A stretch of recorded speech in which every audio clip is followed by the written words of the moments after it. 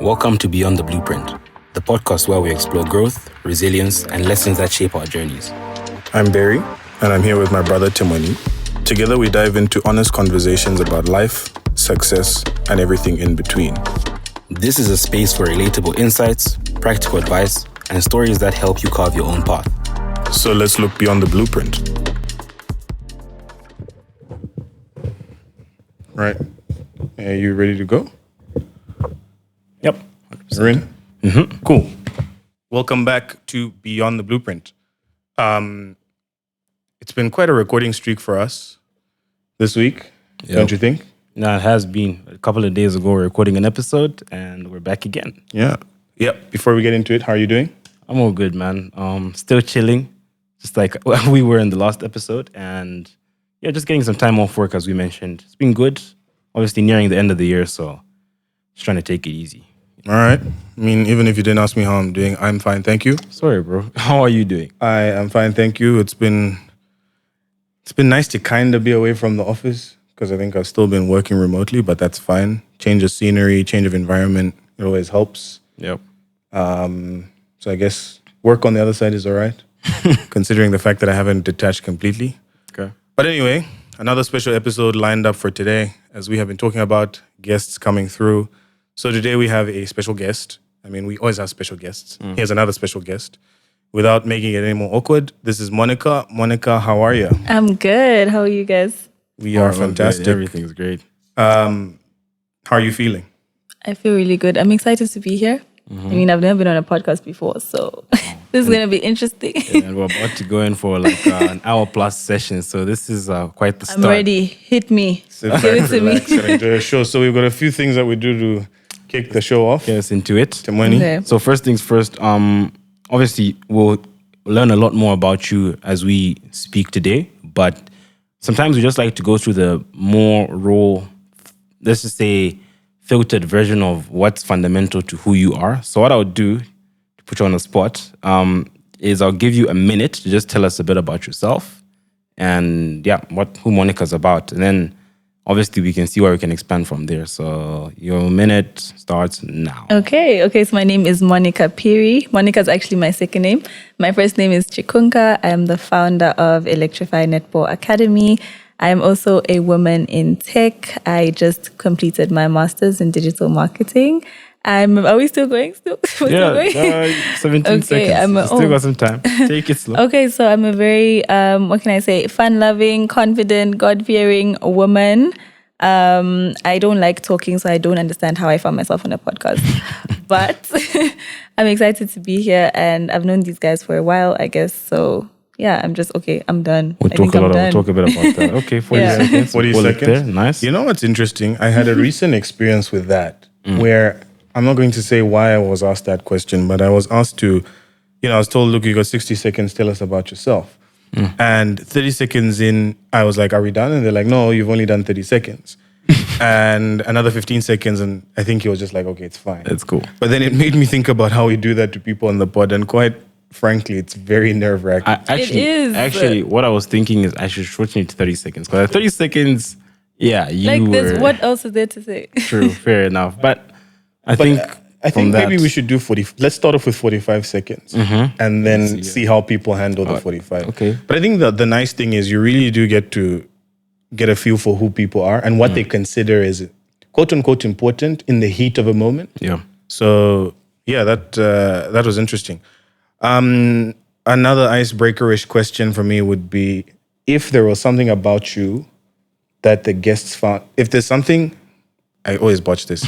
What's the thing that if the guests found out about you, they would be surprised? Now, it doesn't have to be deep. And I always make this joke, if you have murdered anyone, you don't have to tell us. Yeah, we don't want to know. But what's that thing that if the people listening, watching, found out about you, they would be like, Probably that I'm a WWE fan. Is it? Yeah, I'm obsessed. Okay. in 2025? In 2025, I am obsessed. Is that? I really don't tell people about this. Wow, So it's you know it's funny? Some people struggle to answer that question because they're like, They do, okay, yeah. what's the thing? You just went straight for it. So, okay, Yeah. tell us a bit about that. To be honest, I used to play these I mean, I had like growing up, we had like a PlayStation 2, whatever. So one of the games my brother had was WWE Raw versus SmackDown. I'm not sure I which remember the year. exact name. Yeah, like I think it was like 2000 and we had like 2009, 10, 11. We had like a lot of years. And I used to play it with him. So I just got invested. Like I would watch it, I'd wake up at 3 a.m. to watch it because I mean back then DSTV had like, we used to live in South Africa. So DSTV had like ETV and ETV would stream them live at like 3 a.m. And I don't know how I used to wake up at 3 a.m. but like I used to wake up Made it at 3 a.m. to watch those things. And I just grew up loving it, honestly. And then recently, there was this like WWE documentary on Netflix. You guys should go watch it. It's so cool. Okay. But I got into that and like from then it just like reignited my love for WWE. Admittedly, I'm quite surprised. Yeah, I don't tell people. I don't tell That's people. pretty cool. Yeah, it is kind of cool. But and also you spoke of South Africa. Yeah. So living in South Africa. So obviously I know, but for the viewers. Yeah, so actually the approach I was going to take is, you've talked about a brother. Do you have any more siblings? I was going to ask what the age difference between you and your brother is, because I'm wondering if you guys ever recreated some of your WWE moments. Anyway, Timweni's. So basically tell us about your early childhood. So my brother is 20 and I'm 25. So we're 5 years apart. We were born in South Africa. So growing up was pretty cool. A lot of my cousins were also born in South Africa. So we had like a little Zambian community back there and it was like really cool. And we did recreate a few of the wrestling matches. I remember. Even though they'd be putting, the first thing they put in like flipping. Don't try this at home. Don't try this at home. Yeah. No, we definitely did. And one of my cousins actually broke his arm, like trying to replicate one of the moves. Yeah, it was really cool. Mad. But yeah, my brother and I are super close, He's not around. He's at school in Dubai. Okay, it's pretty cool. Yeah, but yeah, so would you consider yourself are you Zambian or South African? Or both? I used to. What's so crazy is I used to tell everyone like, "Oh, I'm South African," but like, honestly, guys, I'm Zambian. Okay, that's cool. No, but I mean, I do have a South African passport. Which is okay. Yeah. Nice. All right. So one interesting thing about the three of us is we interacted at different point in times, right? So for starters, you and I, Monica, we interacted in high school. You were my junior at some point. I guess we never spoke much. We kind of just knew each other on a hi-bye type thing. And then when I went to uni, my last semester, which was your first semester, I think was equally your first semester. And we again still interacted then on a hi-bye. But then it seems like after I leave, you guys go on to build your own relationship. Yeah, went on. Tell us a bit about interacting with both of us in different spaces. I'm pretty sure you have more to say about interacting with Timweni, not so much with me, but yeah, what was that like? So when I came to Chengelo, I was like literally fresh out of South Africa. We had literally moved, and a month later, my parents were like boarding school straight. So I was still very shy, very timid. Like I didn't really know how to interact with people. It was just like a new environment for me. And honestly, I don't even remember any of the conversations you and I ever had. I don't think we've ever really had a conversation. I'm sure you were processing a lot at that point in time. Like it was new just environment, new country. It was just a new environment. It was weird. Like it was a different country. I was thinking like, how can my parents bring me here? Like, why do these guys always swap L's and R's? That part. But also it was just, I don't know, my experience at Chengelo was also a bit weird, honestly. Like a lot of people were very intrigued by my accent, I remember like even my school shoes. Do you remember my school shoes? I don't remember. Please tell us about your school shoes. What was weird about them? So I used to wear boys' school shoes. Ah, okay. I think I do remember this. Yeah, now that you say So it. in South Africa, that's like a normal thing. Like the girls wear boys' school shoes. Okay. So when I got there, everyone's like so intrigued by how I speak, how I wear boys' school shoes. And I was like, I even had braces at the time. Okay. So everyone was so like, this girl is really, like there's so much different. to, she's very different, So I feel like my experience was just weird. I felt like I was under a microscope when I was there. Yeah. How do you feel, and I know you're still going, but I think there's an opportunity here. How do you feel about being thrown into an environment that's new and you being the outlier, so to speak, and having to deal with that attention, because I'd like to believe a lot of people every now and then or at some point in their lives will be thrown into a situation where they're a bit different from the other people around them and they have to deal. How did you deal with that? Thankfully, I had a cousin that was there, Chisanga. So he helped me a lot. But generally, it was very, very hard. Like, I hated almost every minute of it. I didn't understand where I was, I used to come to Zambia like once a year, December holidays. But living there, like talking to the people, like everyone was just so different. Yeah. It was just such a shock to my system. Okay. And yeah, it was just a lot, to be honest. Okay. And I was quite young. As So well. I did make a lot of mistakes. And my parents started to notice that she probably wasn't ready. Yeah, but she probably she's a wasn't bit ready. shaky. Yeah. Okay. So that's how it was.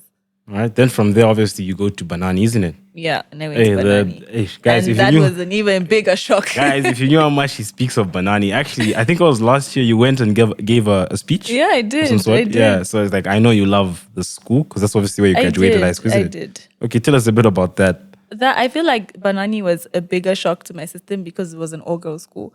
And like I had never been in an environment with just girls for like 3 months. Like that was a bit crazy. But I mean, I feel like the people I met were a lot different to the people I met at Chengelo. Love both, Yeah, just like I love, just explicitly disclaimer, state that, yeah. I love everyone I met. Okay, no discrimination, yeah. But yeah, I felt like Banani was more like home. I don't know what it was, but it was just a better environment for me personally. Okay. And I thrived at Banani. Well, I was depressed at some point, but I thrived generally. Nice. Yeah. Okay. Fast forward, uni, you meet Temweni. You guys probably had more conversation, so Yeah, We he's gonna did, keep pointing that out. yeah. No, but I'm not. Saying that this whole time. So I want to throw something in there. I think Tell part us. of the reason we probably didn't have conversations in our interactions was because I'm definitely a contributor to that. Okay. Like being a little bit more conversational and vocal comes a bit later in my life. I don't even now. I think there's some people who would probably say he doesn't talk much. He's not a person I've had a conversation with. So I'm not like putting the blame on her. I take responsibility for it as well. But It's funny, apparently even I give off the same vibe to some extent because you had an interaction recently where someone told you that I seemed a bit cold. yeah. It's like, No, cold. you definitely seemed cold when I first met you. Yeah. That's a bit weird. That's very weird because Temweni and I... Okay, high key, I'm also just weird around my brothers, so maybe that's why. First of all, both of you don't smile. I think that's the main issue. You guys you actually don't smile. Guys, the economy is rough. There's no time Temweni to What do you mean? no time to Smile more smile. than What was me. the- Okay. You know, Temweni and we got close because we used to play volleyball together. So that was like our anchor. One thing. And Yeah. obviously, when you're playing a sport, you can't necessarily be sad or Yeah, upset or cold. separate or whatever. Yeah. Yeah, and Need to work also together. Temweni was always willing to play when no one else was willing to play. There you And go. I think that's true. I think that's what got us Yeah, together. like because you're, and I think we'll speak about that, right? You're also pretty big on sports as well. Exactly. And there were times when, it would just be me and him. Like, we're the only ones that were trying to play. So, and just forcing everyone else, like, guys, come along, yeah, and which I think is- that's where the friendship which was really started. great. But yeah, sports, right? Okay, we're still on the uni part. I think we're But yeah, done. obviously uni. Okay, how would you describe your uni life? Because obviously that ended a couple of years ago. Yeah. Tell us about that. Crazy. To put it simply, it was very crazy. I was very outgoing in uni. And I don't know why, to be honest. I'm assuming it's because I came from like 2 boarding schools and I was, strict parents also. So when I got into uni, I was very... freedom. There was so much freedom. I was literally a bird. Yeah, I was a bird. you gotta fly, man. You have to fly.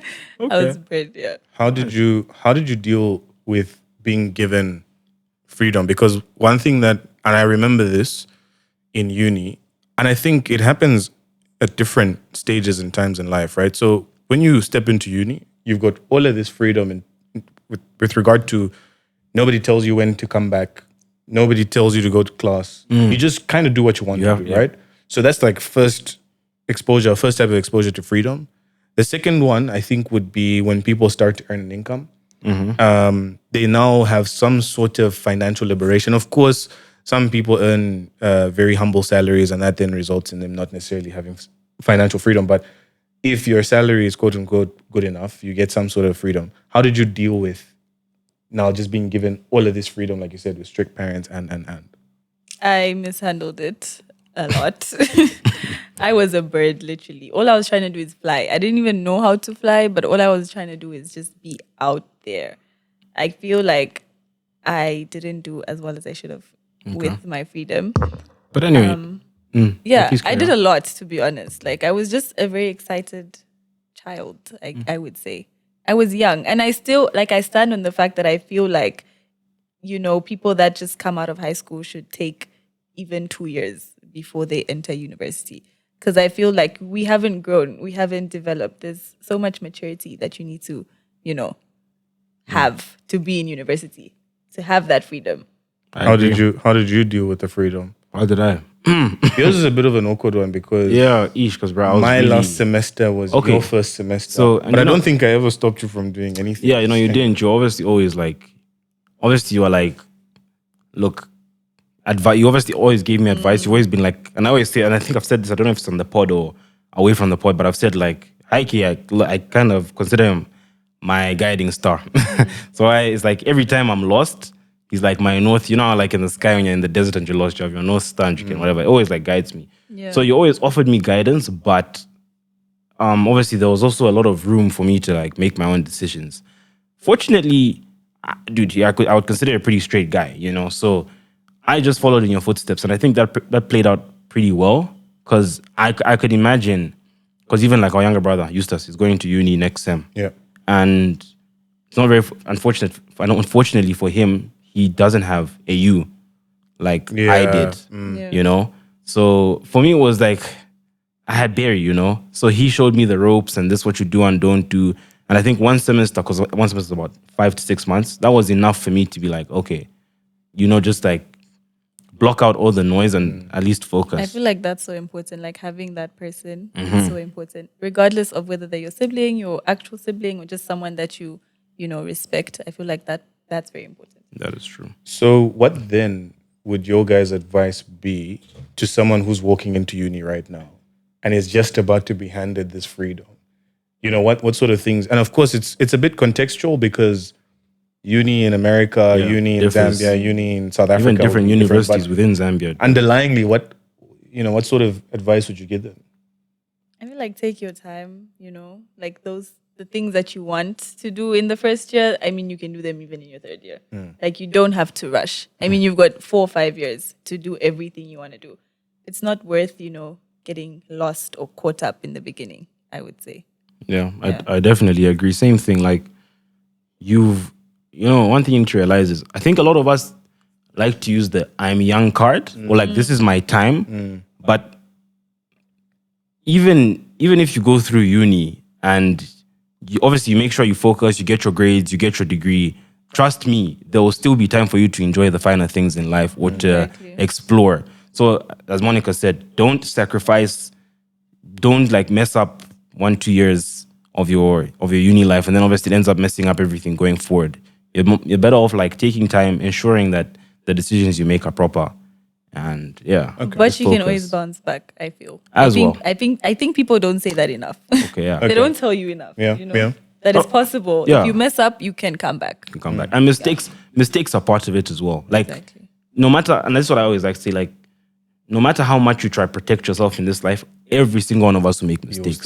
You will still make mistakes, but it's about learning from those mistakes and ensuring that obviously you don't try and make them again. So it speaks to what she's saying about you don't think that there won't be any mishaps or slip-ups. That will always be there, but it's just about ensuring you come back harder and ensure you don't make the same mistake. Yeah, because I guess an analogy to solidify that would be, it's like walking. You will stumble, you will slip, you might fall down. Like you could try and be as careful as possible, but regardless, you will still slip and fall. Okay, all right. So now fast forward, done with uni. What did you do? What did you study? I studied network engineering. Network engineering. And now, like you said in your quote unquote intro, you said you're a woman in tech. How are you finding that? It's really interesting, to be honest. Being a woman in tech is not something that I ever imagined myself being. Actually, when I finished high school, my dad and I had conversations. I wanted to do something sports related or business related, but he was in the telecom industry. He is in the telecom industry, and he sat me down and he told me no. He said no. He said, you're not doing anything business related. Okay, looking back in hindsight, do you think that was a good call? Definitely. Or- He gave me good reasons. He did. He told me that tech is the future and the direction in which the world was going into. So if I should do anything, it's get into tech. And honestly, I'm a daddy's girl. I always listen to my dad. Okay. So I was like, okay. Okay. Yeah. I pretty was like, okay, let's see how it goes, I guess. So there's two things that you said, and I feel like if we go the direction I'm hoping we'll go full circle. Yeah. It's one, wanting to do sport, and two, your dad being in tech. But let's put pins in that, right? Let's continue unpacking what we're unpacking here. So now, in my mind, I'm thinking, look, someone who's listening to this is potentially a parent who is trying to advise their kid on what to go study, and is a kid who just graduated high school and is now thinking about what to study. All these ideas. And now both these people are sitting at the table and having this conversation. He gave you reasons because tech is the future, all right? Did you... Okay, that is low. Retaliate? So did you feel like you Controlled? just... Yeah, I think controlled. that's the word, yeah. Or, No, I didn't actually feel controlled. Did you throw a tantrum like, no, Dad, I want to do this? No, I didn't. I actually didn't. I would like to believe that every parent wants the best for their child. So I sort of looked, I don't even know how. I was actually quite young, so I don't even know how I looked at it from this angle. Yeah. But I looked at it from an angle of, he probably wants the best for me. He's not wrong. The world is becoming more digital. The is. world is getting into tech, going that direction. So why would he tell me to do something that probably won't make sense in the next few years? True. I literally had to trust his judgment. And also, I did computer science in high school. So I was like, okay, maybe the stars are aligning here. Yeah, so let's give it a go. so if he asked you to do mining and he gave you reasons for why you should do mining, would you have done mining? I wouldn't have done my... Oh, imagine Monica in PP I was like, And I would know, and please. work boots and Hey, whatnot. guys, with my hands. Look Yo. at my hands. God, you definitely have to get rid of Like- those. But to be honest, we're in mining and we were surviving. We're surviving. Look at our hands. Trust Nah, me, we look, not my thing, not my if you thing. saw us on site, we look much more different from how we look right now. No, I'm sure my dad was like, he looked at me and he was like, okay, computers are not so far off. Okay. So, Cool. yeah. Okay. All right. Okay. So, women in tech. What are the challenges that you found so far? Like being in the working industry, do you feel like, is it a male-dominated industry for starters? Like, do you have more men at your workplace than you do females? Yes, 100%. But I mean, the good thing about my workplace is a lot of us are young. Like a lot of us, probably 80% of the business were under 30. So it's a very, I would say it's really nice to work with people your age. Things get done faster. It's like you are on the same wavelength. You understand what needs to be done, when it needs to be done, how it needs to be done. And this is like my first job. I've never worked anywhere else, so I genuinely don't know how other tech firms operate. But on my end, like I don't hate it, honestly. Okay. I feel like it's such a good experience. Definitely male dominated, and that's hard. But honestly, I can't complain now, to be honest. Okay. In contrast, Yep. you're in quote unquote the mining industry. Mining industry is very traditional in the sense that you do get relatively young people under 30, but you also get quote unquote more mature people in the later years of their lives. How was it for you stepping into the workspace, being young, working with, that spectrum of young and old? Okay, fortunately for me, I was, again, funny enough, I feel like I've always had guidance everywhere I've gone, or most places I've gone. Maybe just not high school, because at high school I had to tackle by myself, but even with regard to work, because I basically, my first work experience was an internship at the company where both Mom and Barry work. And I was fortunate enough that I was offered, like they gave me basically the tips, and like when you get to the workspace, this is how it's gonna be. And hearing Mom and Dad speak about work and how they get around the challenges they face at work and in the working industry, and obviously mining to be more specific, I kind of knew what I was up for, So I knew that, okay, younger people, older people, this is how you deal with the older people, this is how you deal with the younger people. Yeah, I can relate to what she's saying about younger people obviously being quicker and faster and things flow, because you are obviously with the older people, you always have to know that they're a bit later in their careers, and so you can't expect to like push as much as you can with the younger people. You let them do their thing or whatever. So it's about taking all those things into consideration and just learning how to interact with different people and ensuring, not everyone's the same. But I'll throw the question back at you. How did you deal with it? I think it's the same as you. Oops, sorry. I think it's the same as you. I've had quite a lot of guidance.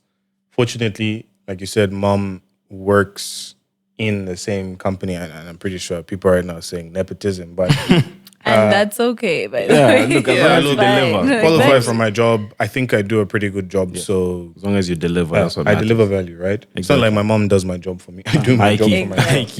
Exactly. But same thing you said. Mom's been working for this company for a very long time, so she really understands the lay of the land, and it was very helpful. It's very easy to, because I had some moments where I acted like myself, and I say I acted like myself because in the workspace, there's elements of yourself that you have to suppress, not necessarily because you're being you're not being genuine, but because that's not how the work environment functions, right? And I think we do this in every other space, right? Yeah. So anyway, that guidance for me was there. That's how I've managed to survive this long. Yeah. But I want to go on a bit of a tangent unrelated to what we're chatting about. You said you don't speak much. So what are you doing on a podcast? So I will ask you the question, what are you doing on a podcast for someone that doesn't speak much? Monica? And yes, no.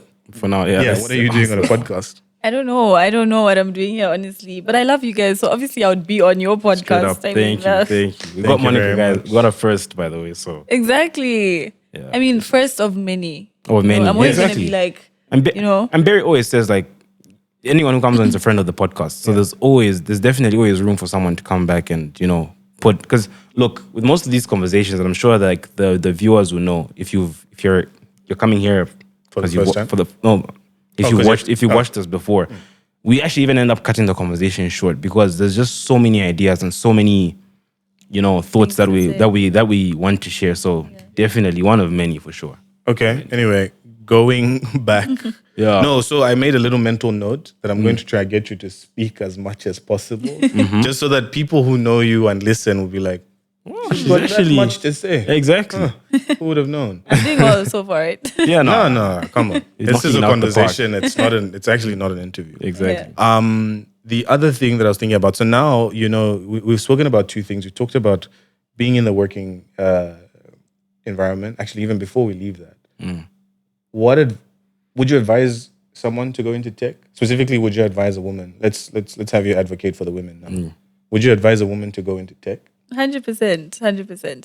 What's so crazy was when I was in my first year of uni, I took like my first couple courses. I was literally the only girl in my class. And that didn't stop me, honestly. It was very intimidating. I remember engineering math was one of the hardest things. Have you ever done math with no numbers? Just that math with letters. sounds crazy. No, it was crazy. It was crazy. Mad. Math, no numbers. But I was the only girl in my class, and I feel like the men were like, what is she actually doing here? What is she actually doing here? Yeah. Exactly. But honestly, I remember crying even to my mom, what am I actually doing here for you? Dad made a mistake. Is he sure? But honestly, you just have to keep going. And I feel like as a woman, everyone expects us to not do tech. And that's the exact reason why you should do tech. I mean, just defeating all odds, break the stereotype. Exactly. I feel like that's what life is about. Prove people wrong, But it's also very enjoyable, I think. She mentioned something there. Well, you talked about crying. But I don't want to focus on the crying. One thing I know you're big on is reflection. Yeah. And I don't know if I can call it meditation, but you really have this interest for focusing on your thoughts and your feelings and just trying to channel all that energy in a positive way. And I understand that's where it comes in. I know you're very spiritual. You're a Christian. You're very, as she mentioned in the beginning, a God-fearing woman. Yeah. Tell us a bit about that. When did you take that? When did you go down that path of becoming very in touch with your feelings, your emotions, and obviously with God? COVID. Oh, legit? COVID. Okay. During COVID, I used to drink a lot. A lot. A lot. There was nothing to do, honestly. And I was always drinking.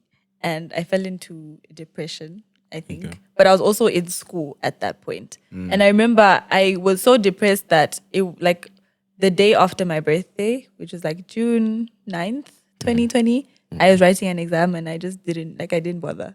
I just said, I'm not doing this. And that's when I knew that something is I cannot live like this. Like, what do you mean I just did not write my exam? I chose not to write it. That was so I feel like at that point, I just started getting my together. Okay. Nice. Yourself together. I got myself together. I started praying. I was very intentional with my thought process. I used to write things down. I started journaling. And that's literally where it all began for me. COVID. So COVID for me was a blessing and a curse. But more of a blessing.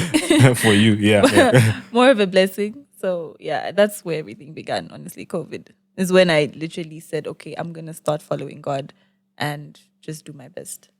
So the things that are in my mind, two things. The first one is you talked about, being the only female in your class. A few people looking at you and saying, what is she doing here? And doing the things and when I say doing the things, as a person who might be viewed as a person who shouldn't be in a certain space, being in those spaces and basically breaking the stereotypes. So as a bit of a beyond the blueprint thing for me would be people need to put themselves in spaces that they sometimes feel like they're not qualified to be in or shouldn't be in because the court of public opinion feels like you shouldn't be in there, right? Like getting rid of imposter syndrome, basically. Exactly. Yeah.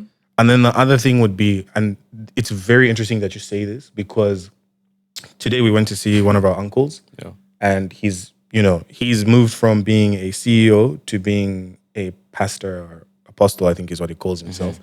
And we were grilling him a little bit about how or where it happens. What's the thing that what's the straw that broke the camel's back?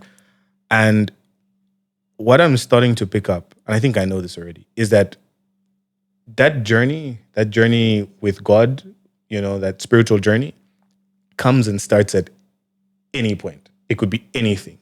So for those people who feel like, no, I can't, late. it's too late, which, sort of spins back into you saying you can bounce back. There's still an opportunity for people to bounce back or to start at any point in time. So, exactly. Yeah, that would be, yeah. So anyway, moving from that there's two things here. You talked about your dad being in tech and you talked about sport. Let's talk about your dad being in tech. I know that your dad's, because I did a little bit of research. We did a bit of research. Yep. He's relatively senior somewhere in the tech Shout world. out, Dad. In the tech world. Shout out. He's done pretty well for himself.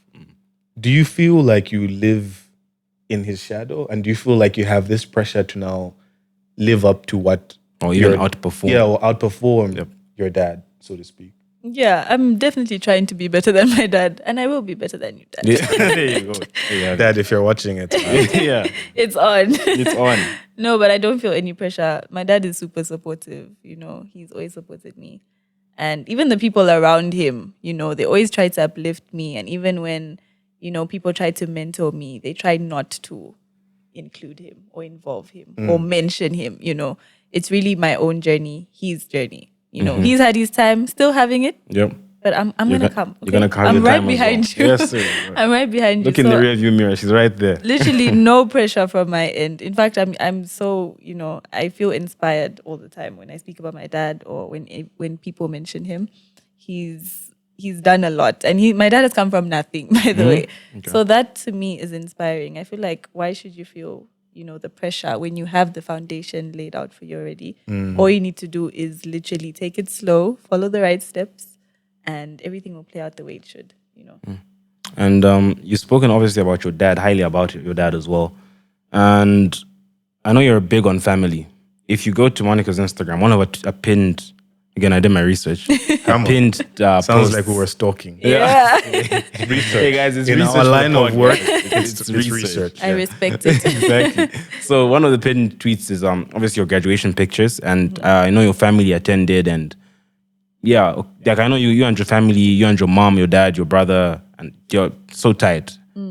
And even not even just limited to family, even friends, like your really close friends, you really what's the word? Value. You really value like family and friends. I do. What part does that play in your life? And obviously, I know we're constantly, especially in this day and age, we're constantly getting bombarded by like negative energy, work pressure, the things we're trying to do on the side, and a lot of us lean on our family and friends to obviously relieve that pressure. What sort of role do they play in your life? I feel like I take the saying "no man is an island" very seriously, because no man is an island. This life is so hard. I feel like my friends keep me very sane, and I hate that nowadays. What's on Twitter, what's on Instagram is keep to yourself or don't trust people or whatever. Like that should not be the case. I feel like find your circle, and it will take a while, and it might not even be 10 people, 40 people, whatever. It might even be 3 people that you love. I feel like it's just so important to have, a very solid group of people behind you, whether it's family, whether it's friends.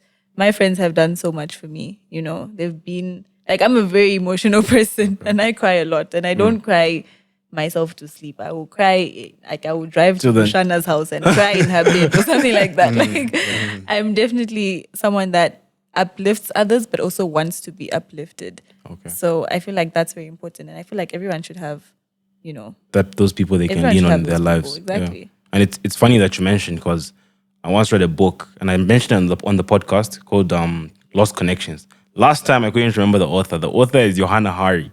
So for anyone who's looking for the book, it's Lost Connections. I can see you've been taking your creatine and right. You see, my and omega-3s and everything. Because we always talk about how my short-term memory is pretty bad. I have short-term memory as well. Yeah, you should try terrible. Try taking omega-3. I know you're on a path, but that's quite awkward considering the fact that you're a firstborn. I know. Need to touch up on that. Anyway. Yeah, so in Lost Connections, it's called Lost Connections because he's basically talking about, so the book is about why there's been a rise in depression in the recent years, like all over the world. And he talks about many things. One of them is like detachment from nature. We're living in these cities, like imagine like New York, for example. All people see these buildings. We're even better in Africa because even just outside the window, there's vegetation, Yeah. Mm-hmm. And then he talks about obviously like antidepressants not actually working. But anyway, the point is, one of the things he talks about, one of the major things, which is why the book is called Lost Connections, is we're detaching. Same thing you're talking about, like this day and age, everyone's pushing this agenda of like, be your own individual, be a silo, be an island, whatever. And that is actually one of the leading causes from his analysis of depression and general reduction in like mood, productivity, and all that stuff. So I agree though. Yeah, I think we significantly underestimate. That's the word I was looking for. We underestimate how much socialization contributes to us being our humans well-being. and our well-being. Yep. Because quite frankly, the world has become this thing, and I think we don't realize it, right? The reason why we think we're constantly in touch with people, or we feel like we're socializing at a certain level, is because of phones, social media. Yes. We think we're talking to people like that, but I think there's a lot in actually being present as you have a conversation with a person. The visual cues that you get as you speak to the person. There's so much information and emotion, feelings that are lost by, having a communication over the phone. having Exactly. social media. And also, people have now, weaponized phones in the sense that on social media, someone can say anything about you and not think about how it affects you. Because some people, admittedly, are not as horrible as they make themselves out to be. The things that they say on social media, they probably wouldn't be able to say in front of a person if the person was standing right in front of them. We call those people keyboard warriors. Keyboard warriors. Keyboard warriors. Exactly. So it's good. You try to cultivate, the social part of your life and try and maintain your relationships. I think we've spoken a lot about your dad, and we're not giving enough applause to your mom. So please tell us a bit about your mom and the role that she's played in your life. My mom has kept me in check. Without my mom, I would just be a loser. Okay, all right. Shout out, mom. Yeah, shout out parents, shout out family and friends. Literally. Yeah. No, my mom is amazing, to be honest. Her and I weren't very close, like growing up. But I don't know what it is about growing up, like getting into your 20s and being a firstborn and just creating a bond with your mom. I can't relate, by Like the way. my mom and I were the typical like mother-daughter duo. We were always at each other's necks all the time. My dad and brother actually like joke about how much we fight. We fight a lot. Yeah. But I feel like in the recent years it's gotten a lot better. And like now I can cry to her if my heart is broken. I can cry to her. She gives me like the best advice. And honestly, my mom has encouraged me so much. Like the times that I wanted to stop school or wanted to quit, with my academy, she's always been like, no, like you're better keep than going. this. Like Yeah. you're stronger than this. Like, like to my mom, I can do anything. Like for her, it's like I'm superwoman. In her eyes, she's like, you can do whatever you want to do. That's pretty cool. Yeah. And I think that is what a parent is there for. It's our parents are there for us to, when we're down, for them to pick us up. I Yeah. think. Yeah. Okay, all right. So now the second thing that we put a pin in. So we've now talked about your dad being in tech, Yeah. quote unquote, not necessarily feeling any pressure and or living in his shadow. Shadow. Let's talk about the sports aspect. So I think I told you this, right? Okay. Where someone said to me, Barry, you lie on the podcast. Okay, what'd you lie about, bro? She Tell lied us. about And I was there like, well, what are you talking about? And they said, no, you make it seem like you're this sporty person that runs God. marathons and whatever. Wow. And I was telling, I think I've already said this, but I was saying, look, in my previous life, being my high school life, I was very sporty, you Yep. know. I was very fit. I've still got a running record. As well. Yep. My 1.5 record still hasn't 1,500 been, meters. hasn't been beaten up under until 16. now. He holds the record. Yeah. So when I talk about my sport, I'm talking about, this world that existed at some Your point. past Maybe it life. doesn't really exist anymore. Now, But you're still pushing, man. Pushing. I'm still trying. Still working out in the gym. Yeah, Just running waiting for Monica to jump in the gym consistently. But look, hey, I bet you got a lot on your plate right now with the netball, no? 2026. 2026. Okay, one of the 2026. goals, guys, will hold you to it. No, I promise. Yep. I've I'll hold now you I've said it publicly, So so I have to. be they will hold you accountable because I mean, you've told it you've to said them. it. You've said it said now. it to Yep. them. There you go. Unfortunately. So I was going somewhere. Yeah. In high school, you were also very sporty, and sporty. even in uni, you were very sporty and still sporty now. And one of the things you've done, I don't know when it started, and you can tell us that, is you started is it a netball academy called Electrify? So tell us a bit about Electrify. What is it? What do you guys do? Okay, so Electrify is a netball academy. We focus specifically on netball. I've gotten a lot of questions about what other sports do you do? Do you do basketball? No, it's in the name. Yeah, and it's a netball academy. and then as well, the logo is there's netball incorporated Literally, in the it's logo. like Yeah. yeah. So we focus on the development of netball for the ages of 4 years old till 40 something. We don't have an age limit. Okay. So our goal is just to ensure that, as a young woman or a young girl, you get to play the sport, you learn how to play the sport, you get to meet new people, you develop the skill. That's basically what the academy is for. Okay. Yeah, so And how long have you been running the academy for so far? it's been just over a year now. Okay. Yeah. And how's that going? Are you enjoying it? I love it. Honestly, netball's my passion. I never imagined myself turning my passion into a business, but it happened, and it just happened in just very weird steps. So after uni, obviously there was no place that I could play netball like officially. So I got a group of girls together, and I told them, like, how you guys had those Sunday Falls Way things. I don't know if you Yes, still do yes, that. yes. Like, yeah. Yeah, so we made something like that. And I got girls together and I told them, look, every Sunday we're going to be playing netball, and you guys just need to come. You don't have to pay for anything. I'll bring water. I will pay for the court. Committed. And I did Because you this love the for- sport so I loved much. it I so need much. this for myself. Literally, I did this for probably 9 months straight. Sometimes I'll be very broke, Yeah, but I would you have find to make it money for the happen. court Yeah, that's and nice. find money for the water. And everything. And then towards the end, I told them that I was stopping.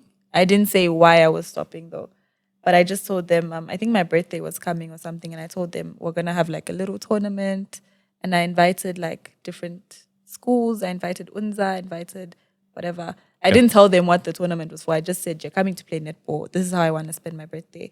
But the tournament was actually the launch of Electrify. So no one knew they were coming for. Yeah, the it launch was of on your our birthday, business. isn't it? Yeah. No one knew what it was. They just thought, oh, we're going to play netball.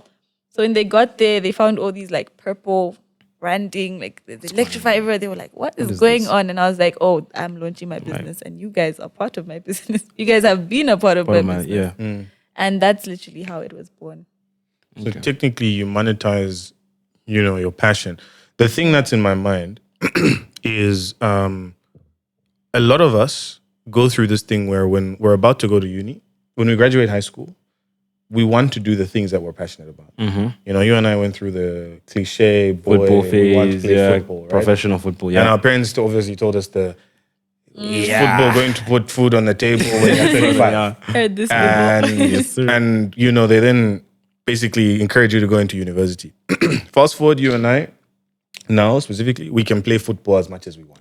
Or maybe not as much as we want, but we can play it, right? Yeah. And there are probably some other passions. We haven't necessarily monetized our football, but podcasting as an example is something that we picked up along the way. And even after uni, we can balance our jobs and this. Right?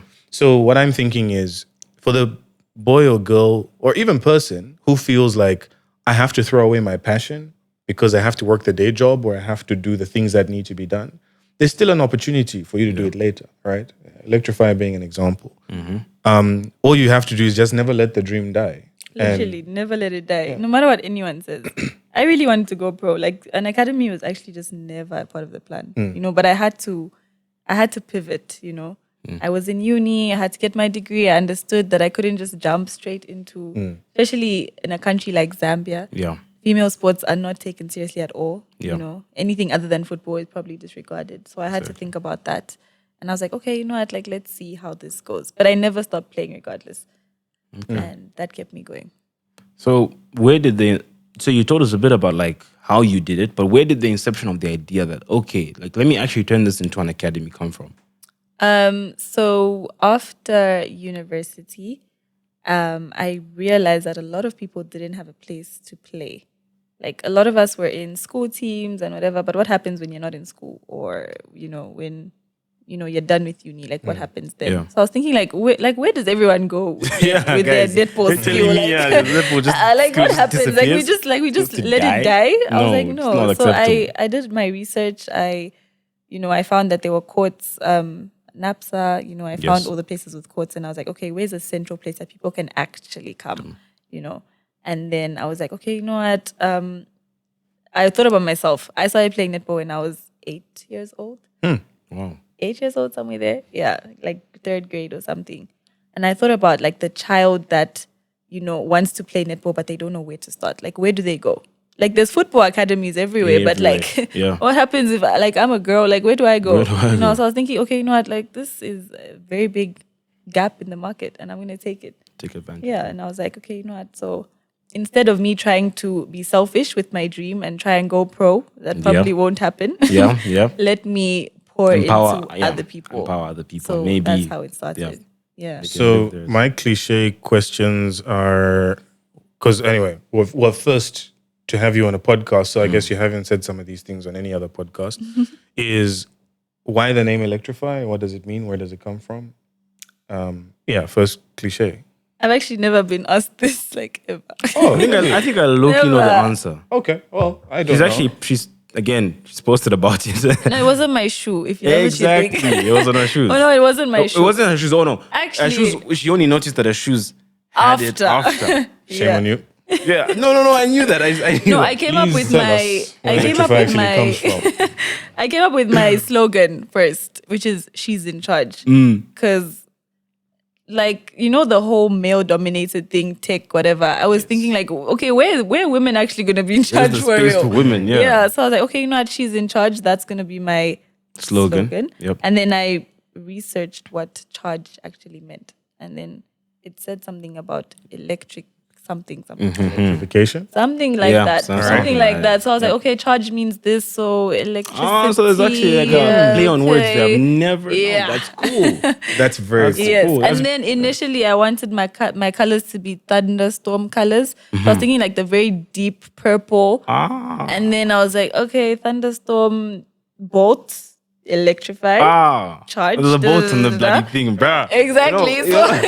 Okay. I am so. Do you know what I'm very you guys happy need about? to insert my logo right here. We are the Right here. first people to this. That's the thing that's swear. made me so Yeah. happy. Okay, We're the first you people definitely to put a lot more thought into your logo and I'm name. definitely a creative, than like, ours, 100%. because everything like the bolt, the charge, Yeah, Electrify, when I was Yeah. listening she's to my in dad, he's charge. like, "Oh, that's Mad. so smart," That's and I was so like, mad. "Yeah, Okay, she's that's in pretty charge." cool. Okay, Both. and the purple, Yeah. nice. And the purple and the white's a pretty cool combo as well. Actually, our logo is actually blue and purple. I don't know why. I don't know what happened. I actually don't know how the purple came about and why no one ever regards the blue.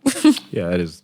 But anyway, Okay, I don't have any more cliches because I feel like that's always a cliche one. You've already told us how this thing started. You've I told have a us cliche. Okay, yeah. Well, it might not be a cliche. It's actually more of an insight because look, we just again, listen. This is the purpose of the podcast. It's to also get insights that other people may not. Exactly. Because like we never knew, and no one would know these things you've told us about just from social media. Yeah. Barry, you about to say? No, I was just going to say if she said it on another podcast or 5 other podcasts, Yeah. it would be like, how many times am times I are we going to gonna hear explain this? this? Yeah. But the fact that she hasn't said it anywhere else, Yeah, there I you guess go. we can ask the Okay. question. But yeah, ask. So for the one. other one is, and as per usual, and the reason we go down this route or route is because this play on words as well. Yeah, Foreshadowing. I see what you did But there. the reason I'm going down this route is because at the end of the day, it's also about like getting people to think beyond the blueprint and also see behind the scenes of what goes on when someone goes on such an endeavor, challenges. yeah. What challenges have you faced? Or what challenges did you face when trying to make this, or even are you currently facing to try and make this thing happen? And especially the unexpected ones. Because, like, just to give you a little bit of context, in ranking in terms of things to do, podcasting for me is not very high up. Let me put it like that. Let me contrast it to like difficult. starting, in terms of complexity and difficulty, right? Starting a logistics company would probably be extremely difficult for me. From Starting like a law firm or starting a law accountancy firm or was a financial firm, obviously, right? A podcast, I mean, a slap couple a- mics and a lights, camera, and a you know how to camera, make it and you're happen. sort of good Just to go. speak. But then through the journey, we've picked up that there are these very unexpected challenges, right? And we're like, who would have ever Thought that. Who would have foreseen that? So what we're really targeting is right now. There's someone who's looking at Electrify. So, thinking, just get a really, ball, just get a ball, make like a, make a Yeah. WhatsApp group. Hey, WhatsApp guys, group, come at guys, this come time, quick. take a Exactly. few pictures, and there you go. Electrify. But what are It's those not that easy. unexpected challenges that even you were a bit shocked about? Like, I didn't expect that. I think finding the right people to help you, like finding the right people to get onto your team. Because obviously, because of the nature of the launch tournament, it was like huge, and people sort of gathered that a lot went into it. So I remember in the first few months, a lot of people were like reaching out to me, but you could tell that this person is just here for the money. Like they Yep. are not going to carry my vision in the way that I want them to. So I feel like I had to put on my thinking cap. I had to have discernment in those moments because obviously, your business is like your baby. You can't just let anyone into Handle your it, home, no. So I had to really like pick and filter who to let in because some people, like you could even tell, you don't have the right motives. You're just here because you want a quick buck, whatever, Yeah. or you're trying to, rip There's an me off. ulterior And so- motive, exactly. yep. There's ulterior motives. So I feel like that's been very challenging. And honestly, anything to do with managing people is hard. It's hectic. It's hectic, and especially getting a group of girls together every single week or every 3 days, whatever. It's very hard, And sometimes I feel like with sports and with the gym, it's very hard to keep people motivated. So I've had moments in my business where I've had like very peak months. Everyone's trying to come for netball, and then like 2 people show up. Like, yeah. That is hard and very unexpected because you think, I thought these girls loved this. Like, I thought they love netball as much as Yeah, I like. so Why aren't they coming? why are they pulling up? So I feel like for me, that's been very hard. Just dealing with what's happening. Like, Yes. I don't think The I fluctuations. expected exactly. I don't think I expected the fluctations. But I guess that's part of any Like business, any other thing. Exactly. But just keeping people motivated when it comes to a sport is hard. It's What- difficult. Yep. You wanna Yeah, go? no, mine was going to be how have you learned to see through that? Because of course you said, some people would call you and say, "Oh, I want to do this, or I want to help with this, or I want an opportunity in this," and you internally can see passed gut it through feel. and say no, I don't think. You How got have the you? right How did you learn that discernment? Because That discernment. because which is pretty interesting about your business, right? Like even with us with the pod, we barely have to manage anyone else other than ourselves, right? For you, right off the bat, as you said, straight off the tournament, you had to have people helping with the event. You couldn't have done so. From the jump, you basically had to make sure everyone's in line, you know? So which means how did you, it's a skill you had to build from the jump. You didn't have time to have any training wheels on, you know? So You can't be soft, I would say. You know, and I'm a very soft person. I like to let people down, you know, nicely, and I'll be like, okay, no, but you can't. When it comes to your business, you just have to. You have to, cutthroat. you have to be you have to be cutthroat. You have to be hard. You have to realize that it's bigger than you. Like it's not about you. It's not you about know? you. Like this is a business that feeds, you know, someone's family. True. So you can't take it lightly. And I feel like I had to be very hard on myself to be hard on other people. But I feel like now I'm okay. Like it was difficult in the beginning, but I think I've developed the skill of just being straightforward, being honest, you know. Yeah. Yeah. And then the moments, and I'm sure we all get these, like even for us, or at least for me, there's moments where like even you as an individual have fluctuations where you're really motivated, then you're like, not so motivated. Slack Then a bit, yeah. Yeah, you slack a bit. How do you try, you know, when you do slack, you know, try get back on the horse as quickly as possible and like, you know, focus and get all that other stuff out? What's your I feel process like for that's doing where that? community comes in because I have a knee injury and I don't just only have an academy, you know, I also play the sport. Yeah. So I remember when I couldn't play at all for about 3-4 months, like my injury was so bad. I hated like dealing with my business. Like I just did not want to be anywhere near it. I said, guys, you know handle what? it, yeah. Handle this, you know. Thank God I have a team that is very like they're on top of things, you know. Like I don't have to babysit them or micromanage them or anything. But that's where, you know, your family, your friends come in because they encourage you. Like I had to be sat down and like told, look, Monica, you're not playing, but other people are playing. And you built this thing for other people. It's not about you anymore. You have to look past your injury. You know, you have to tell yourself that you're going to heal so you can get back into the game or whatever. And like, that's how it was for me. Like family, friends, like they had to come in at that point. Yeah. So one other thing is how exactly does Electrify work? Let's say I was Barry, I show up in a skirt and I say, look, I want to play some netball. And this is actually a joke for someone who he laughs at me because I throw a frisbee on a Sunday. I play ultimate frisbee. We with play some ultimate people. frisbee. We That's play so ultimate cool. frisbee on Yeah, Sunday with some I want to join. That's so cool. I mean, just wanna come learn. down to Swayze on a Sunday, you know? And Oh yeah, you guys don't live here. Unfortunately. oh well. Damn, that's great. I wish we had cool things like that though. Yeah. I think there's a community. So one of the guys we play with says there's a community of ultimate frisbee players in Lusaka. Yeah, and we've actually Been trying to. considering like inviting them over and maybe at some point having us go, you know, come across for it. But yeah, what I want to do is just for the people that are listening that might be a bit lazy to actually click onto the website or the social media. How does it work? So I show up as a girl and I want to play netball. What happens? So we have different programs, obviously. We start from 4 years old all the way up to our mom club. So our mom club is 35 plus. Okay. Yep. Right. So you just let me know your age, obviously, and then I'll fit you into whatever program, you know, it is.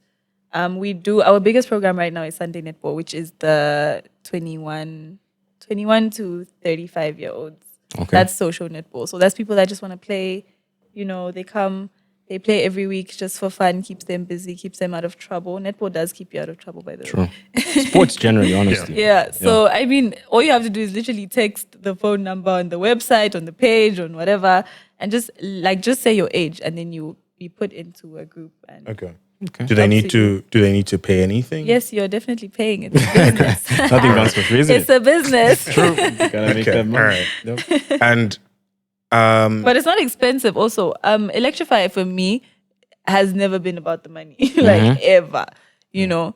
I'm not trying to make a quick buck or whatever. For me, I'm just trying to see people happy.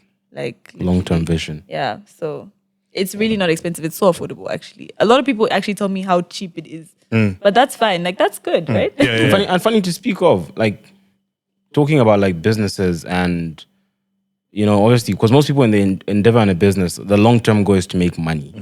But, you know, you listen to some of these like more, because I'll say like people who've like are experienced within the business in the like world. And one of the things they speak about is you need to be able to go for an extremely long time. Like I listened to this one guy. His name is Alex Hormozy. So he's a business owner from the States. And one of the things he speaks about is like, what would differentiate a successful person from an unsuccessful person is just the ability to keep going for an extremely long time. It's just that in a 10-year space, like let's say we have 10 people who start netball academies. What would differentiate the people that will see it like actually be successful is just like who actually just keep going. Yeah. You just need to keep going. And what I'm trying to put across is, especially in the beginning, it's not about the money. It's really not. You and again, even Stephen Bartlett, shout out there of the CEO as per usual. Every episode. Every other episode. He speaks of what is it? Something about like the qualities to outperform, but no, I can't remember the exact phrase. But what he talks about is basically having conditions in place that make sure that you can just keep going for a long time. This is where a lot of us get it wrong. Even when you like want to start like working out, or you want to start a business, you want to start studying something. I think it's the conditions to outlast or, you know, keep going for a long time is putting conditions in place to just ensure that you can go for a long time. In the beginning, when you start something, it's not about, what equipment do I have? Or like how much money do I have? What you should be focused on is, okay, how can I ensure I can keep going? Just keep going for 2, 5, 10 years. And then obviously the rest of the stuff will figure out itself along the way. Yeah. Yeah. Okay. So I think you talked about how Electrify started, why you started it, how you went about it. I think you did talk about what the goal is, right? The goal is to try and create an environment for people who still have an interest or are passionate about the sport to have a place where they can play the sport even after quote unquote uni, because it seems like after that So most people fall structured off. environment, people sort of, you know. Okay. I had a question, but it's just slipped. Well, while you remember that, social media. Let's talk a bit about social media. Yeah. So on that one, for people that know Monica, I think you have in comparison to me, you have Definitely. a very Definitely. large social media presence. And over the last couple of years, I think we've seen not necessarily that reduced, but maybe what you put out has sort of changed. And some might view it as a reduction of sorts. Why is that? Why do you feel like you've somewhat reduced your social media presence? I think I have a love-hate relationship with social media. I'm not sure if I actually love it or hate it, genuinely. Okay. I actually don't know. But I think back then when I was very open and posting everything, it opened up a lot of doors. A lot of people thought they knew me. Okay. You know, and when you're on social media and when you have a presence, you open up a lot of doors to unsolicited opinions. Yeah. And I think that's what I hated. I hated people feeling like they could just speak about my life And judge you and and whatnot. judge me or whatever based off of what I have shown you, you know. And it just, through the years, it just sort of became quality over quantity. Okay. Like now I want to put out things that will actually uplift, you know, the next person. Yes. Because I would always get messages about, you know, young girls actually would always text me and be like, oh, I love your content. I love how you do this and how you do that. And when I would get those messages often, I'd be like, I can't really be posting myself drunk True. or posting myself doing something that these are the people that I influence. Exactly. And I have realized that people do take social media very seriously. Yeah. Like younger children or younger people really, really do have idols on social media. And they are able to pick up on a lot of your mannerisms, your behavior. If I wear a red shirt in a certain way, they're going to do the same thing. And I realized that I'm not trying to, you know, mislead people. Yeah. I don't want to mislead, especially the little kids. And having something as big as Electrify, I thought, you know what, I just have to present myself in a different way. you know, going forward. Because at the end of the day, when people see Electrify, they're going to see Monica. And people see Monica, they're going to see Electrify. Yeah. So I had to really reduce and filter the type of things that I would put out. And the two need to be aligned. Yeah. Just to take us back, I'm glad that you've spoken about Electrify. Before we move on completely, what I wanted to say, it wasn't actually a question, it was a statement, is for starters, congratulations on the whole Electrify thing. Well done. I think it's a challenge to a lot of people in the sense that you've turned a passion into a thing that you could make money out of it, even if that's not the primary goal.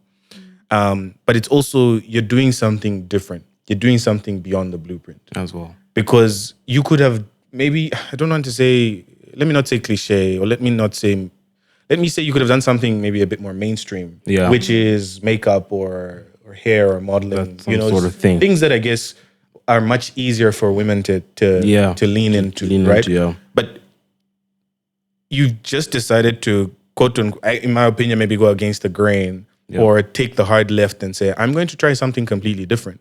And I think people should take it as an encouragement to say, look, if Monica can do it, and not Monica if like in a looking down on her type of way, but like if she can do it, if she can do something that's different that other people are not doing, I can do that thing. Because someone is sitting on something right now that they believe could be impactful. And they're doubting themselves, thinking, should I?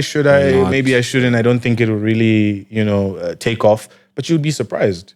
It might just take off. So if you're considering doing it, do it. Go ahead. Here's Monica. She's a living example of someone. I literally started with 2,000 kwacha. Literally, just you don't even. I feel like that's even a lot. You don't even need that much money to have a netball academy. Literally. Literally, I literally asked my dad for 2,000 kwacha, and he was like, 2,000 kwacha? Let's start a business. 2,000 kwacha? What are you going to do? Money for the weekend? What business is this? Yeah. He was confused. He was like, 2,000 kwacha. And I was like, I've done my calculations. And a ball is this much, and I need 5 balls, and I need a whistle, and I need cones, and it's 2,000 kwacha. And he said, okay, like, here you go. Give it a go. And I didn't even need, I could have started with 1 ball. Because you just need 1 ball, So I feel like, hey, that's the camera, optimistic Monica poking thing. Only need 1 ball. No, you guys, you really don't need much to start a business that you're passionate about. You can take it from 0 to 100 very quickly if you're serious, if you're focused, if you have the right team, if you have the right people. I remember off camera you said you were waiting to start this because you were trying to get everything perfect. I did the same thing. The off-camera conversations are coming to the camera, but don't worry about it. But let me actually bring up something with regard to this, right? And we've spoken about this before. Yeah. So I've actually had someone give me their opinion on the whole pod and the podcast, and they, in their opinion, they thought that maybe we didn't necessarily think things through as much as we should have before we started it. And what I was trying to tell the person is like, that is high-key, the worst strategy you could have is to overplan and not actually act upon execute. Because guys, nothing's gonna be perfect from the jump. It's just how it goes. It's like natural process. You always compare this, and you said walking as a child. If a child knew they were if they were like scared of falling, they would never learn to walk. But they need to start and stumble and fall, and that within that, it's like let me just like learn to like take a few steps and then refine it. And then before you know it, they can just walk without even thought. So it's about starting something, executing, and then scaling. Yeah. Exactly. And refining and optimizing. Yeah, exactly. Moving away now from the whole Electrify thing. Sorry, I just wanted to close with that because I wanted to give someone a beyond the blueprint moment there. Is going back to social media, like you said, having a love-hate relationship with it. And you spoke about having an influence on people, right? So I don't know if this will be a weird question, but maybe a bit of a weird question is, do you feel like you are or were or are a social media influencer? I don't know. Okay. I don't think so, honestly. Okay. I'm just someone that likes creating. I would just say I'm a creator. Creative, to be honest. Yes. Influencer is a bit of a heavy one. Okay. I feel like someone else should tell you that you're an influencer. You know. Oh, you like- are an influencer, Monica. Oh, thank you. You do, I yeah. feel like being a self-proclaimed influencer is a bit tricky because people will come like, who do you influence? Who do Yeah, you? if you self-proclaim, You know, that's a bit, so I just like to keep it at creative because I think I have a very big brain, very big creative brain. Yeah. So I just like to keep it at that, just being a creator, being a creative, and yeah. Hey, please, you should pass on some of those creative juices to some of us who are not so creative. Hire me. There you go. That's Hire me. That's creativity speaking in itself. She's in charge. That sounds to me like that's Monica being a businesswoman. She's Yeah, in charge come on, always. That's the thing. Once they get that business mindset, hey, it's all over the place. Yeah, you know no, what I'm I swear. Okay, so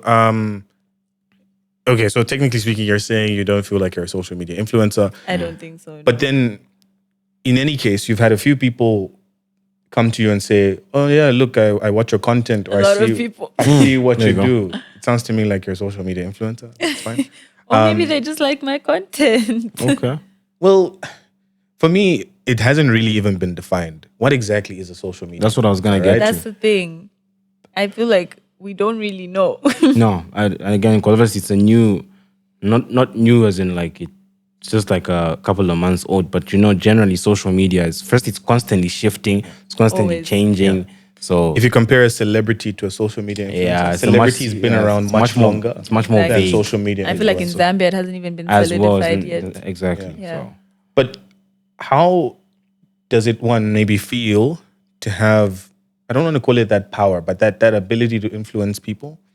And two, of course you're saying you're managing it in the sense that you want your personal brand and your Electrify brand to be aligned, and that being how you basically present yourself in public and on social media should speak to both, right? But how do you manage, because you technically could go on to social media right now and be like, I'll throw a wild one in, like, let's only wear red shirts on a Saturday, right? And there's some people and who the would kind of probably, number of people don't who would wear probably be like, oh yeah, I'm only going to Saturday. wear a red shirt on a Saturday Exactly. because Monica said so, Yes, so, right? But how does it feel to maybe have that much power? I'll call it power. Yeah, that's just for lack of a better term, exactly. And how do you manage having that? I think there's a lot of pressure, first of all, because when you're in the limelight, a lot of people forget that you're actually human and you're capable of making mistakes. A lot of people like remove that, you know, because they've idolized you, because they enjoy watching you so much. They want to take away your humanness. Yeah. Word. No, it's Yeah, true. they want to take that away from you. So they don't want you to mess up. That should not be the case at all.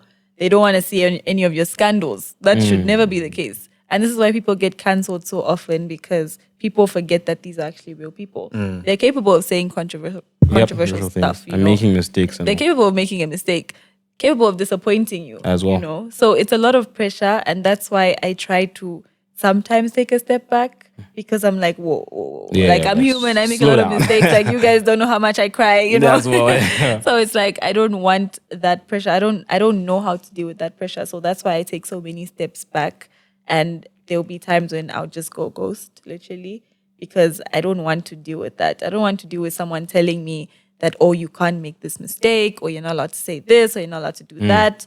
Like that should not be the case, you know. And that's why I say, like, being someone that is so involved in social media opens you up to a lot of things, a lot of like both good and bad, but mostly you know, people can be very nasty and Yeah, judgmental. online as well. So- Yeah. I think you might have one, but I have one more. So then how do you pick and choose what to put out? You know? Yeah. How do you know This I'm gonna keep me private. dancing with my girls at a club, but just dancing is okay. But me at the end of the night when I'm sloshed and Yeah, my that hair's can't going make the this, cut. it doesn't make Okay, no. That but- can't make the but cut. maybe even from a more like, I know you spoke about quality over quantity. Like even with your family, how much do you put out when you take a trip as a family, or when you take a trip as friends? Do you how do you pick and choose and say this can go to this, or this flies, and this I always try to put myself in the shoes of a viewer, someone that's watching my content, and I would be like, okay, so if I saw this, what would I think? You know, like if I saw Monica drunk, what would I actually Think think? of You know, Monica. when she's playing netball every Sunday, how does that correlate? Yeah. So I always try to think of it from two angles, like my angle and their angle as well. So that's how I pick and choose what to put out. Nice. But I think a lot, like I'm an overthinker. So I always think twice before putting anything out, even if it's a quote. You know, I try not to cuss like on social media. Yeah. You know, Yeah, of in my course. private life, whatever. Yeah. But like on social media, like I don't want you guys to know me like that or to think this is how I, This is the time. you know. And I think that speaks to two things. Number one is, what image do you want to put out there of yourself? What do you want people to, and I think that must help with the refinement process that you're talking about. It's like, if I put myself in the shoes of the viewer, what would I want them to see when they think of me? Like, what do I want them to attribute to me? Then also the other thing is, as you said, like with social media, as opposed to real life, and this goes back to where we actually started, kind of a full circle moment. And social media is not real life. People, as you said, like you cuss once, and then people attach that to like, this person is vulgar. This Literally, person like is, this is just how they yeah, are. like, but guys, like, and that's the thing with social media. You don't really know me, you know. You don't know me personally, like. So that's another thing. Like, you need to be much more refined, because anything taken the wrong direction could have a long-lasting impact on how people view you. So Exactly. So I think, again, sorry, I'm always like looking for the beyond the blueprint moments. Sorry, Yeah, I know. I'm Good, a it's glutton. good. that's the whole point. That's the My- whole point. Mine is What? just, I think then we still have a lot of learning to do with regard to social media, what we see and how we interpret what we see. Because, like we said, if someone takes a picture of a moment, you are literally only getting a moment. A moment. There's so much more context attached to that picture, to that video, that you don't have. You know, and we also then are unable to read the mood, the mindset that the person is in as they're doing what they're doing. Yeah. Because someone could be angry in that moment, and they just, you know, go into social media and just blurt it out, right? Yep. And they, you know, cuss and let it all out. And it could literally be that their car was just smashed into pieces. Exactly. right? And that little moment, that snippet that you get to see, one, has no context for why they did what they did. Yeah. And two, is not a reflection of who they are all the time, right? Exactly. But then I think the other side of it is, which is what you're talking about, is the management side, which is what do you put out, right? What do you want people to know you for? Because unfortunately, you can't always control how people read and process the things that you put out. So, and I think in Zambia in particular, people still have a long way to go. I see certain things that people post on Facebook, and I'm like, I know you. That's a bit crazy, that isn't it? other people see these things? Because I think sometimes people post, and I don't think they think that other people can see. And we've spoken about this in that I don't, and I said this to a friend and they agreed. I don't think Zambians really, or maybe more widely, people, but also Zambians don't really like know the magnitude or the reach that social media has. They don't know that when they put something on Facebook or Instagram, billions of people can see that sort of stuff. Yeah, It's not. but It's I not feel like like it comes down to self-awareness. A lot of people don't have that. yeah, they don't. Yeah. man. Like, For them, it's just vibes. like yeah, just Like, That's whatever. dangerous. It's Yeah, dangerous. it's though. very dangerous. Very It dangerous. is. very careful with how you use social media. Yeah. Yeah, no, but I think we've unpacked a lot. I think we've really given people an inside scoop on who Monica is, away from Electrify, away from a woman in tech, and from what they see on social media when she posts a video or a picture. Do you feel like you've got anything on your mind that you'd like to talk about?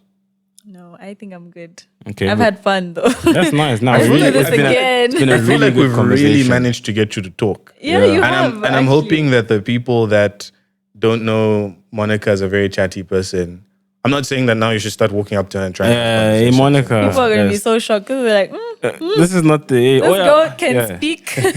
Like, yeah. Yeah. And speaking actually, let me tell you this. Speaking of, you were saying that Barry and I don't smile much. Neither do you. Yeah, I know. Yeah.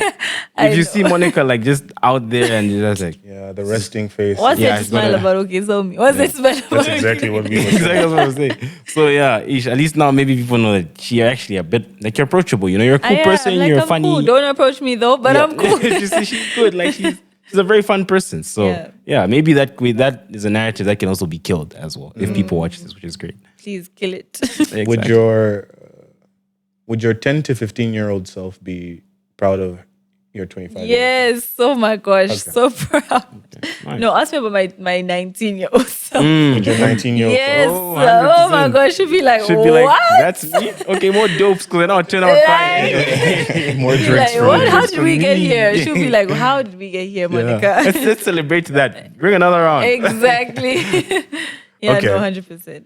So one thing that we've, I think, I'm not going to keep explaining this. Little tradition. We have a little tradition where we ask the previous guest, we'll tell the previous guest to give us a question that will be asked to the next guest, but they won't know who the next guest is. And then we'll ask you that question. You need to answer it. And then after this, we will ask you a question, which we'll ask the next guest. We just keep it going for the fun of it, right? Okay. So it's interesting because they don't know who it is. They would so never they'll know. just ask a question and you have to answer it. And you won't know who the next guest is and you need to basically That's ask them cool. a question. That's cool. So the question from our previous guest was, what's something you wish people would ask you and why?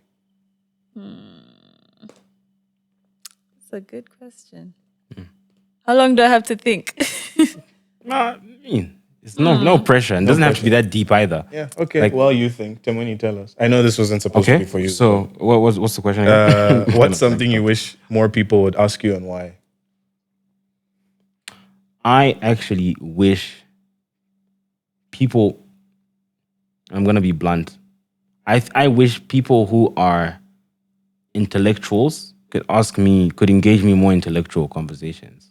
Why do you wish that Because they do that? I think I'm very intellectual. And I think some people, because again, I've got like the Temweni jokey, funny side to me. So a lot of people, again, depending on how I present myself to someone, especially obviously off first impressions, which I've stated in the past are important, but just generally the environment I chill with people in, they could probably think he's not that intellectual.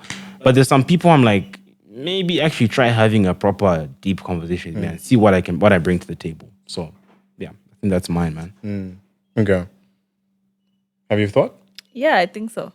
Okay. What is this? I'll probably tell people to ask me more about my life in South Africa.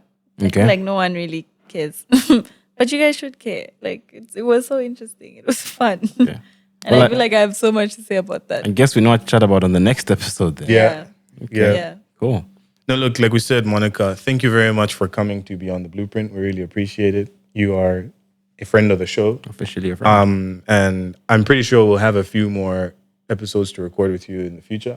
Please. Thank you for letting us in on who you are, telling us about Electrify, your social media perspective and journey, how it is being a woman in tech, and every other thing that you told us about unknowingly as we were having the conversation. I don't really think I have anything else. Tamani? Yeah, You? I think I just want to add to the fact that you're really doing well for yourself. Just keep it up. Thank you. Work wise, personal life wise, in terms of like the stuff we spoke about spirituality and becoming much more self aware.